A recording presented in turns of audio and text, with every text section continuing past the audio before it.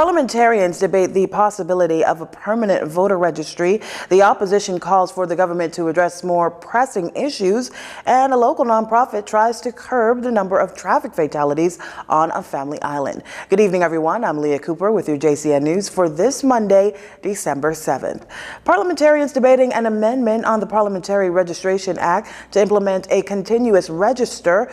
National Security Minister Marvin Dames, who also has responsibility for the Parliamentary Registration Department, led off debate as the government has plans to create a permanent voters register. For proceeding of the House of Assembly today, we go to our Tyler Simonet. Member of Parliament for Mount Moriah and Minister of National Security Marvin Dames leading off debate in the House of Assembly this morning on the Parliamentary Elections Amendment Bill 2020. Minister Dames says the bill to amend the Parliamentary Registration Act will establish a continuous register of voters, using as its core the register of 2017 that will evolve each election cycle. The minister says with this amendment, the Bahamas has joined more than 16 Commonwealth nations who have moved away from the quinquennial register to a continuous register, adding that to complement new voters and transfers will be added, and from which deceased voters and voters who cease to be qualified to remain on the register will be removed. Mr. Speaker, while concrete actions regarding the change has long been discussed by successive governments in different fora, the current reality is that the global pandemic has quickened the pace and has forced us to this inevitable. This change will eliminate the need for long lines and reduce the cost of registering the same persons every 5 years. Shorter lines mean better adherence to social distances as recommended by the World Health Organization and other leading scientists, and a decrease in the spread of the COVID-19 pandemic. Less expense means more funds to achieve other national goals for our people, which has never been so important. The 2017 register has over 187,000 registrants, and provisions are made for all registered voters on the current list to remain registered on the continuous register and automatically eligible to vote in an election. Persons who are dead, those ceasing to be entitled to be registered under Section 8.1, those suffering from legally incapacity and not entitled to be registered as stipulated in Section 10.2, and those not found to be entitled to register or to be retained on the register upon a revision under Section 22. Those having objections to their registration under Section 23, those removed from the register of voters under Section 94, and those otherwise disqualified from registration as a voter under this Act. Minister Dames says new registrants will be given a new voter card with counterfoil. Those who have been transferred from one constituency to another, their voter cards will be amended to reflect the same. He added that there may be no more than 20,000 individuals added to the current register. The new provisions will also allow for those over the age of 65 to be classified as special voters, which allows them to vote during advance poll days, according to Mr. Dames. For JCN News, I'm Tyler Simonet. Meantime, opposition leader Philip Davis says the government should be focused on more pressing issues during his contribution to the Parliamentary Registration Bill this morning. Now, the parliamentary registration is meant for a permanent voters registration to be in the country, and although the opposition supports the amendments to the bill to allow for a continuous register, there are more pressing issues that the government should be pursuing, and brought up some issues that can come to continuous registration. Mr. Davis says that that many people are suffering from the economic downturn brought on by the COVID-19 pandemic, and that the government should be looking at ways to provide persons with more cash. He says that many have turned to living with friends and family as they cannot afford their rent or mortgage this year, and questions how the permanent registry will handle these individuals. Well, after yesterday's national address, the Prime Minister announced that 2 cabinet ministers now have new portfolios.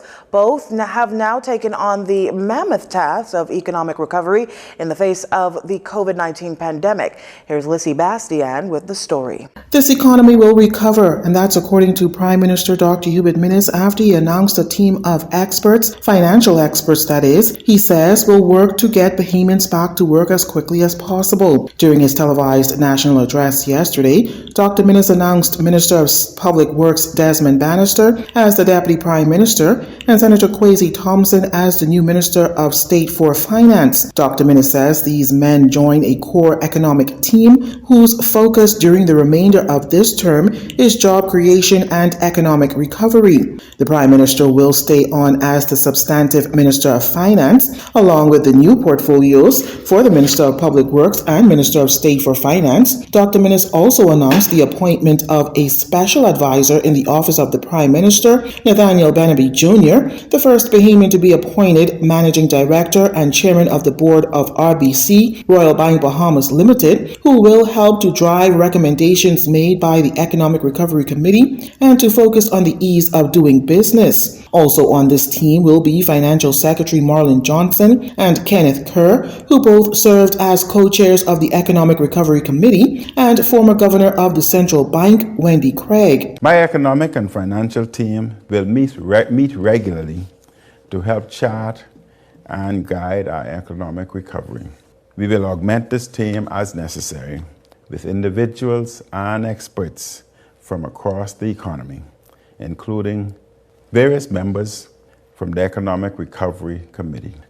Just as I assemble a team of wide expertise and talent to combat the health aspects of the pandemic, I will continue to do the same to get Bahamians back to work as quickly as possible. Additional members of the team include John Delaney, Chair of the Economic Advisory Committee, Christina Roll, Executive Director of the Securities Commission, Patrick Ward, who has long-standing experience in business and the insurance industry, and noted businessman Mr. Franklin Butler. Dr. Minnis says more jobs are on the way. In some of our meetings, I will specifically invite small business owners and entrepreneurs in their 20s, their 30s and 40s to offer specific and concrete suggestions on what they and their colleagues need to boost their businesses. Our economic recovery will require collaboration, creativity, and boldness of spirit in order to imagine and to build a new 21st century economy post-COVID-19. I continue to ask for your ideas and suggestions as we move forward to build a better future.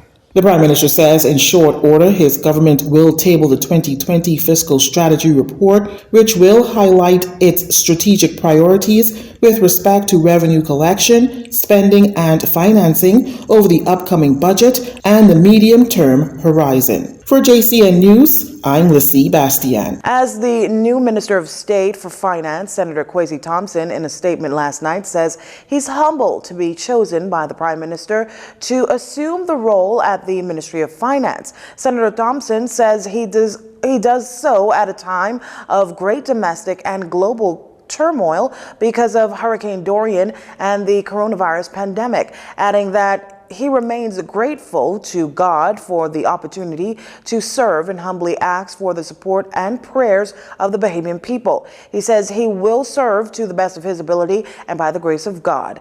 The Prime Minister has tasked the new Minister of State with focusing on the economic needs and recovery of Grand Bahama, family island development, and the ongoing digital transformation of the Bahamas and the government.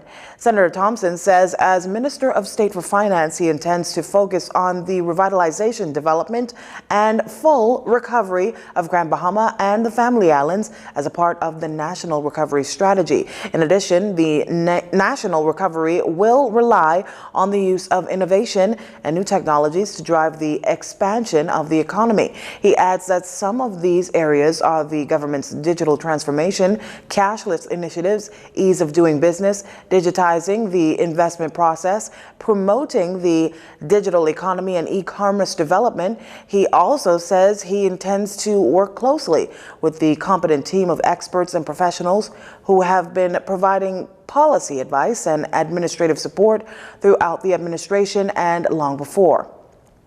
He says this will allow the ministry's work to continue without interruption, adding that he has confidence in their work and plan to jump right in and continue implementing the robust, transparent, fiscal and economic policies of the government. You're watching JCN News. Stay with us.